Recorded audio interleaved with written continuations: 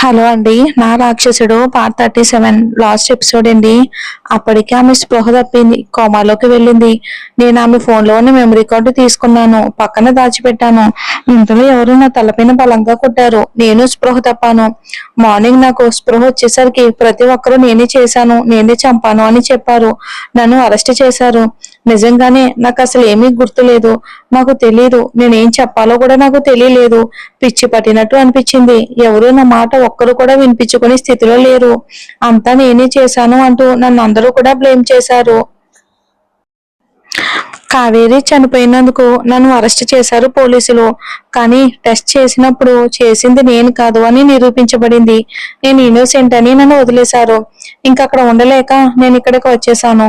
అతడు చెప్పింది మొత్తం విన్న కీర్తన, మరి నువ్వు తీసుకున్న మెమరీ కార్డు గురించి ఆలోచించావా? ఏమైంది? దానిని చెక్ చేసావా అంటూ అడిగింది, అతడి వైపుకు బాధగా చూస్తూ. ఎంత స్ట్రగుల్ అనుభవించాడో అని. అవును గీతు, చెక్ చేశాను, మొత్తం చెక్ చేశాను. అందులో ఆ హాస్పిటల్లో జరిగే ఎక్స్పెరిమెంట్స్, పేషెంట్ పైన జరిగే దారుణాలన్నీ కూడా రికార్డ్ అయి ఉన్నాయి. అంతేకాకుండా వాళ్ళ మిస్బిహేవియర్ కూడా, వాడు కావేరితో చేసిన మిస్బిహేవియర్ కూడా మొత్తం రికార్డ్ అయ్యింది. మరి ఇంత చేసి ఇంత తెలుసుకుని నువ్వెందుకని తిరిగి రిపోర్ట్ చేయలేదు అని అడిగింది కీర్తన ఆశ్చర్యంగా. కావేరిని నేను చెల్లెల్లా ట్రీట్ చేశాను. తన అభిమానాన్ని కాపాడటం నా రెస్పాన్సిబిలిటీ. అందుకే తన గౌరవాన్ని కాపాడాలి అని. అందుకని జైలు నుంచి విడుదలైన తర్వాత నా మనీని ఉపయోగించి అక్కడ ఉన్న వాళ్ళ నోళ్లు ముయించాను. కానీ కావేరి మాత్రం కోమాలోకి వెళ్ళిపోయింది. కానీ ఆదిత్య, నేరం చేసిన వాళ్ళని మనం ఇలా వదిలేయలేము కదా. ఖచ్చితంగా వాళ్ళకైతే శిక్ష పడాలి అని చెప్పింది కీర్తన. నిజమే, శిక్ష పడాలి. వాళ్ళు బ్రతుకు ఉంటే శిక్ష పడాలి అని అన్నాడు ఆదిత్య కీర్తన వైపు చూస్తూ కార్నర్ స్మైల్ ఇచ్చి. అంటే వాళ్ళందరూ అంటూ షాక్ అయిపోయింది కీర్తన. ఎస్, ఎగ్జాక్ట్లీ బంగారు, వాళ్ళందరూ చనిపోయారు, ఒక్కరు కూడా బ్రతికి లేరు అని అన్నాడు ఆదిత్య స్థిరంగా. మేఘన కావేరి అస్థికలను వాళ్ళ ఇంటి వాళ్ళకి అప్పగించి తిరిగి కీర్తన దగ్గరికి వచ్చింది. ఇక ఆ రోజు తను వెళ్ళిపోవాలి అనుకుంది. ఆదిత్య, కీర్తన అక్కడే ఉన్నారు. ఆదిత్యకి కూడా చాలా బాధగా అనిపించింది. మేఘన అంతా ప్యాక్ చేసుకుని బయటికి వచ్చింది, చాలా బాధగా. ఆదిత్య ఆమె వైపుకి అలాగే చూస్తూ ఉంటే మేఘన అతడి దగ్గరకు వచ్చి అతని చేతులు పట్టుకుంది. ఐఎమ్ సారీ అన్నయ్య, ప్లీజ్ నన్ను క్షమించవా? నేనేదేదో నీ గురించి అనుకున్నాను, చాలా తప్పుగా ఆలోచించాను అంటూ ఏడ్చేసింది మేఘన ఆదిత్యని పట్టుకుని. మేఘన అలా ఏడవగానే ఆదిత్య ఆమెను జాగ్రత్తగా తన గుండెకు హత్తుకుని ఇట్స్ ఓకేరా అంటూ ఆమె తల నిమిరాడు. కానీ ఆదిత్య, కీర్తన ఇద్దరు ఒకరు మొహాలు ఒకరు చూసుకున్నారు. వాట్ హ్యాపెండ్ అని. ఇంతలోనే నేను కావేరి వాళ్ళ ఇంటికి వెళ్ళినప్పుడు కావేరి వాళ్ళ అమ్మగారు జరిగింది మొత్తం చెప్పారు అని. ఆ క్షణమే కావేరి తను తెలుసుకుని మొత్తం ఇంట్లో వాళ్ళకి తన అన్నయ్యకి పంపించింది అంట. మరి నిజం ఎందుకు నాకు చెప్పలేదు అంటూ ఏడ్చింది. అప్పుడు నేను నిజం చెప్పినా నువ్వు నమ్మే పరిస్థితిలో లేవు అన్నాడు ఆదిత్య చిన్నగా నవ్వి. ఆమెను హక్ చేసుకుని నాకు చాలా హ్యాపీగా ఉంది, తిరిగి నా చెల్లెలు నాకు వచ్చింది అని. మేఘన నాకు కూడా నిజంగా చాలా హ్యాపీగా అనిపించింది, నువ్వు నిజంగానే క్షమించావు కదా నన్ను అంటూ. క్షమించడం అనేది చాలా గొప్ప రిలీఫ్ ఇస్తుంది అని నేను కీర్తనని చూసి తెలుసుకున్నాను. ఆ మాట వినగానే మేఘన చాలా సంతోషంగా ఫీల్ అయ్యి కీర్తనను హత్తుకుంది. ఆ ముగ్గురు కలిసి దాదాపు 15 రోజులు చాలా బాగా ఎంజాయ్ చేశారు. ఇటు ఇంట బయట షాపింగ్లు, సినిమాలు తిరిగిన తర్వాత మేఘన చాలా హ్యాపీగా తిరిగి అమెరికా వెళ్ళిపోయింది ఆనందంగా. ఇంకొక నెల రోజులు ఆదిత్య, కీర్తన వాళ్ళ ప్రపంచంలో ఇంకా అందంగా లైఫ్ ఎంజాయ్ చేశారు. ఒక రోజు ఉదయాన్నే హాస్పిటల్లో కీర్తన ఒకరిని చాచిపెట్టి కొట్టింది. ఎలా నువ్వు నీ భార్యని పట్టించుకోకుండా ఉంటావు? నీ భార్య సూసైడ్ అటెంప్ట్ చేసింది కేవలం నువ్వు టార్చర్ చేయటం వలన. నువ్వు ఎలా సిగరెట్ తో ఆమె చేతిని కాలుస్తావు? ఎలా అనుకుంటున్నావు నీ భార్య వేరే ఒకరితో అఫైర్ ఉంది అని? ఎటువంటి ప్రూఫ్స్ లేకుండా నీలాంటి వాళ్ళని చూస్తే చాలా అసహ్యంగా ఉంది తెలుసా అంటూ కీర్తన తను ఎదుర్కొన్న వ్యక్తిని చూసి తిట్టింది. అక్కడ కౌశిక్, ఆదిత్య ఇద్దరు ఉన్నారు. కీర్తన ఇద్దరిని గమనించకుండా పేషెంట్ ని తీసుకుని ఆపరేషన్ థియేటర్ లోకి వెళ్ళిపోయింది. కొంచెం సేపటి తర్వాత బయటకు వచ్చిన కీర్తన అతని వైపుకు చూస్తూ, ఇప్పటి నుంచి తనని జాగ్రత్తగా చూసుకో, తనకి ఏదైనా అయ్యిందో నీ ప్రాణం తీస్తాను, అలాగే పోలీస్ కంప్లైంట్ కూడా ఇస్తాను అని చెప్తూ ముందుకు వస్తూ ఎదురుగా ఉన్న వాళ్ళని చూసింది. ఆదిత్య, కౌశిక్ ఇద్దరు అలాగే నిలబడి ఉన్నారు. ఏం చేస్తుంటారు మీ ఇద్దరు? ఎప్పుడు చూడు మాట్లాడుకుంటూనే ఉంటారు. లవర్స్ కన్నా దారుణంగా. మీకేం పని లేదా అని అంది కీర్తన ఇద్దరి వైపుకు చూస్తూ. కౌశిక్ సంగతి నాకు తెలియదు గాని నాకు మాత్రం చాలా పని ఉంది. అలాగే నేను భగవంతుడికి థ్యాంక్ యూ కూడా చెప్పాలి అని అన్నాడు ఆదిత్య నవ్వి. దేనికి అంటూ చూసింది కీర్తన. కాలేజీలో ఉన్న డెవిల్ మళ్ళీ బ్యాక్ వచ్చేసింది అంటున్నాడు ఆదిత్య. అతడి నవ్వుకి కౌశిక్ కూడా శృతి కలిపాడు. కీర్తన కోపంగా చూసింది. OMG my devil is back అని అన్నాడు ఆదిత్య. ఏమైంది మీ ఇద్దరికి సడన్ గా అని అంటూ కీర్తన అక్కడి నుంచి ముందుకు వెళ్ళిపోయింది. ఇందాక వాడికి పిచ్చి వార్నింగ్ ఇచ్చావు కదా, పైగా కొట్టావు కూడా, అది చూడగానే అనుకున్నాము అన్నారు వాళ్ళు కీర్తన వైపుకు నవ్వి.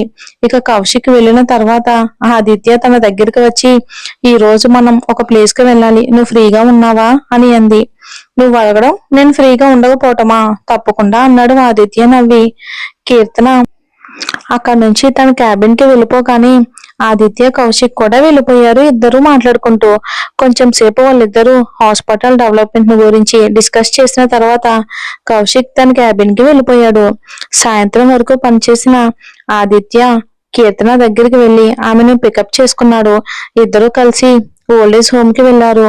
ఓల్డేజ్ హోమ్ లో ఉన్న ఒకరిని చూడగానే ఆదిత్యకు అలాగే కోపం పెరిగిపోయింది. అక్కడే ఉండకుండా వెనక్కి వెళ్ళిపోయాడు. కానీ కీర్తన అతన్ని ఫాలో చేసింది. కొంచెం దూరం వెళ్ళిన తర్వాత ఆదిత్య అక్కడే ఆగిపోయాడు.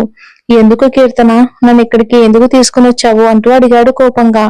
నీకు తెలీదా అంటూ అడిగింది కీర్తన. కీర్తన, నీకెందుకు అర్థం కావట్లేదు? నేను అనాథని, నాకు నువ్వు తప్ప ఇంకెవరూ లేరు. నాకు నువ్వు మాత్రమే కావాలి, ఇంకెవరూ అవసరం లేదు. నేను నా జీవితంలో క్షమించని వాళ్ళు ఎవరైనా ఉంటే అది ఆమె మాత్రమే. కేవలం ఆమె వల్లే నా జీవితంలో ఇంత చేదు అనేది నిండిపోయింది. నా జీవితం ఎలా అయ్యింది, ఇంత దారుణంగా అయ్యింది. నేను చిన్నప్పటి నుంచి కష్టాలు పడ్డాను అని అన్నాడు అతడు బాధగా. కమాన్ ఆదిత్య, కోపంగా ఆలోచించకు, కొంచెం శాంతంగా ఆలోచించు. తను నీ కన్న తల్లి, నువ్వు ఇలా మాట్లాడకూడదు, అర్థమవుతుందా? నీ తల్లి నీ ఎదురుగా ఉంటే నువ్వు అనాథగా బతకాల్సిన అవసరం లేదు అని చెప్పింది కీర్తన. కీర్తన, నువ్వు ఇక్కడికి తీసుకుని వచ్చావంటే నీకన్నీ తెలుసు.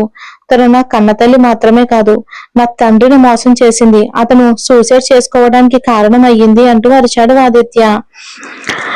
భర్త చనిపోయిన తర్వాత కొడుకును వదిలేసి ఎవరి కోసం పోయింది అంటూ ఇటువంటి క్యారెక్టర్లే ఆమె కోసం నేను ఇంతవరకు రావాలా అని అన్నాడు అతడు కోపంగా. Stop it Aditya, stop it అని తన చేయి పట్టుకుని తన గురించి నీకేం తెలుసని ఇలా మాట్లాడుతున్నావు? నువ్వు సగం మాత్రమే తెలుసుకుంటావు, ఎప్పుడు మిగతా సగం అస్సలు తెలుసుకోవు. ఆ సగమే నిజమని నమ్ముతున్నావు. ఆవిడ వేరే వ్యక్తిని ప్రేమించి మీ నాన్నను పెళ్లి చేసుకుంది అన్న మాట మాత్రం నిజం. ఎందుకంటే ఆమె తల్లిదండ్రులు తనని ఫోర్స్ చేశారు. పెళ్ళైన తర్వాత తన గతం మర్చిపోయి మీ నాన్నని మనస్ఫూర్తిగా ప్రేమించింది. తన జీవితాన్ని అంకితం చేసింది. కానీ మీ నాన్న తమ్ముడు కావాలని మీ నాన్నని స్పాయిల్ చేశాడు. మీ అమ్మపైన అనుమానం కలిగేటట్టు చేశాడు ప్రాపర్టీ కోసం. అంతేకాదు వాడు మీ అమ్మ పైన కూడా కన్ను వేశాడు. పైగా మీ అమ్మ వేరే అతనితో ఇంకో సంబంధం పెట్టుకుందని రూమర్ కూడా క్రియేట్ చేశాడు. నిజాలు తెలియకుండా మీ నాన్న ఆవేశంలో సూసైడ్ చేసుకున్నాడు. ఇక మీ ప్రాపర్టీ మొత్తానికి నువ్వే అడ్డున్నావు. మీ బాబాయ్ నిన్ను చంపబోతూ ఉంటే మీ అమ్మ మీ బాబాయ్ని చంపి జైలుకి వెళ్ళింది. నిన్ను సేఫ్ గా ఉంచింది. ఆమె చెప్పేది మొత్తం విని ఆదిత్య షాక్ అయిపోయాడు. ఏం మాట్లాడుతున్నా నువ్వు అంటూ అన్నాడు ఆదిత్య. నిజమే మాట్లాడుతున్నాను ఆదిత్య అని చెప్పింది కీర్తన. అతని కళ్ళు వర్షిస్తూ ఉన్నాయి. నీ ప్రాపర్టీ హ్యాండ్ ఓవర్ చేసిన వ్యక్తి తెలుసు కదా నీకు? తెలుసు. నేను కాలేజ్ వదిలేసి ముంబైకి వెళ్ళిన తర్వాత అక్కడ అతనికి యాక్సిడెంట్ అయ్యింది. నేను అతన్ని సేవ్ చేశాను. అతను నన్ను గుర్తుపట్టి ప్రాపర్టీ నాకు హ్యాండ్ ఓవర్ చేశారు అని అన్నాడు ఆదిత్య. ఇదంతా నీకు నిజంగానే ఒక జోక్లా ఫన్నీగా అనిపించడం లేదు? ఇన్ని సంవత్సరాలు అయిన తర్వాత నిన్ను ఎలా గుర్తుపడతాడు ఆ వ్యక్తి? మీ నాన్న స్నేహితుని అంటూ ఎప్పుడో చిన్నప్పుడు చూసిన వ్యక్తి అని నవ్వింది కీర్తన.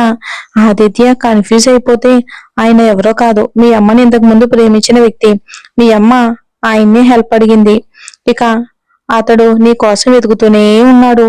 ఫైనల్లీ నీ గురించి తెలుసుకున్నాడు. నువ్వు ముంబైలో ఉన్నావని తెలుసుకుని కావాలని నీకు ఎదురు పడేటట్టు యాక్సిడెంట్ నాటకమాడి ఈ ప్రాపర్టీ నీకు అందించి ఇండియా వదిలి వెళ్ళిపోయాడు. ఆ మాట వినగానే ఆదిత్య అసలు ఇంకా ఆగలేకపోయాడు. వెళ్లి తన తల్లిని గట్టిగా హత్తుకుని క్షమాపణలు అడిగాడు. అసలు చాలా తప్పుగా అనుకున్నాను అని. చాలా బాధగా అనిపించింది ఆదిత్యకు. కొడుకు దగ్గరికి రావటం ఆవిడకు కూడా చాలా హ్యాపీగా అనిపించింది.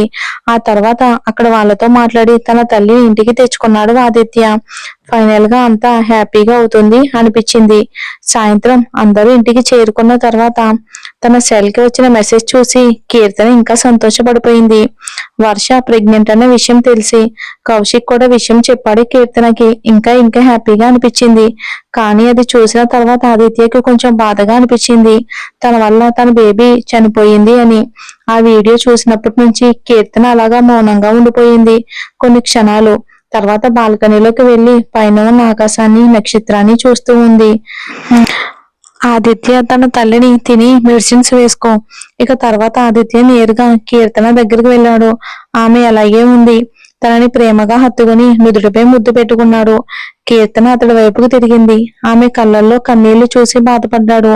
ఐఎమ్ సారీ, నీకు మన బేబీ గుర్తొచ్చాడు కదా అని. నథింగ్ అని అంటే చిన్న చిరునవ్వు నవ్వింది. జస్ట్ ఒక రిలాక్సేషన్ తో నిలబడడానికి ఆదిత్య కూడా ఆమెను హక్ చేసుకున్నాడు. I'm very happy. నాకు కూడా చాలా హ్యాపీగా ఉంది తెలుసా.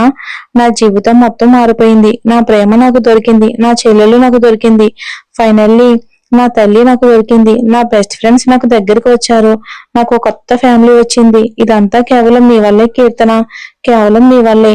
నువ్వు లేకపోతే అసలు ఏమైపోయేవాడినో. నువ్వు పూర్తిగా నా జీవితంలోకి వచ్చి నాలో ఉన్న ఒంటరితనాన్ని తీసేశావు. ఐ లవ్ యూ అన్నాడు. నాలో ప్రాణంగా మారి నాలో నిండిపోయి కొత్త జీవితాన్ని ఇచ్చావు నువ్వు అంటూ. అలాగే ఆమెను గుండెకు హత్తుకున్నాడు ఆదిత్య. ఆ మాట వినగానే కీర్తన కూడా అతడికి మరింత దగ్గరగా జరిగి అతన్ని హత్తుకుని ప్రేమగా నుదుటిపై ముద్దు పెట్టి ఐ లవ్ యూ అని చెప్పింది. అంతే. ఆ మాట చెప్పగానే ఆ తర్వాత ఇద్దరికి అసలు మాటలు అవసరం లేకుండా పోయింది. ఆదిత్య ప్రేమగా ఆమె పెదవులు అందుకుని ఆమెను అలాగే లోపలికి తీసుకుని వెళ్లి మరింత అందంగా ఆమెను సొంతం చేసుకున్నాడు. తర్వాత లైఫ్ మొత్తం చాలా హ్యాపీగా గడిచిపోయింది. ఆదిత్యకు తల్లి ప్రేమ, భార్య ప్రేమలో అసలు రోజులే తెలియడం లేదు. కీర్తన మళ్ళీ కన్సీవ్ అయ్యింది. ఈసారి ఆదిత్య ఆనందానికి హద్దే లేదు. చాలా జాగ్రత్తగా ఆమెను చూసుకున్నాడు. వర్షకైతే బాబు పుట్టాడు. ఆ తర్వాత కీర్తనకు బాబు పుట్టింది. మరింత జాగ్రత్తగా చూసుకున్నాడు. ఇప్పుడు అతని ప్రపంచం మొత్తం కీర్తన పాప తప్ప ఇంకెవరూ కాదు. తన తల్లి కీర్తన పాపతో ఇంకా హ్యాపీగా ఉన్నాడు. లైఫ్ మొత్తం సంతోషంగా. నిజమైన ప్రేమ ఎప్పటికీ మారదు, అలాగే ఉంటుంది. మనం ఎలా ఉన్నా సరే మనల్ని ప్రేమిస్తుంది. ఇక్కడ కీర్తన నిజమైన ప్రేమ ఆదిత్యాన్ని మార్చింది. అతన్ని సొంతం చేసుకుంది. ఆమె ప్రేమ సహనంతో అతని జీవితంలో సంతోషాన్ని నింపి తను కూడా సంతోషంగా ఉంది. ఆ ఇద్దరు కలకాలం చాలా ఆనందంగా ఉన్నారు. లాభ నష్టాలు చూసుకుని ప్రేమిస్తే అది ప్రేమే కాదు కదా.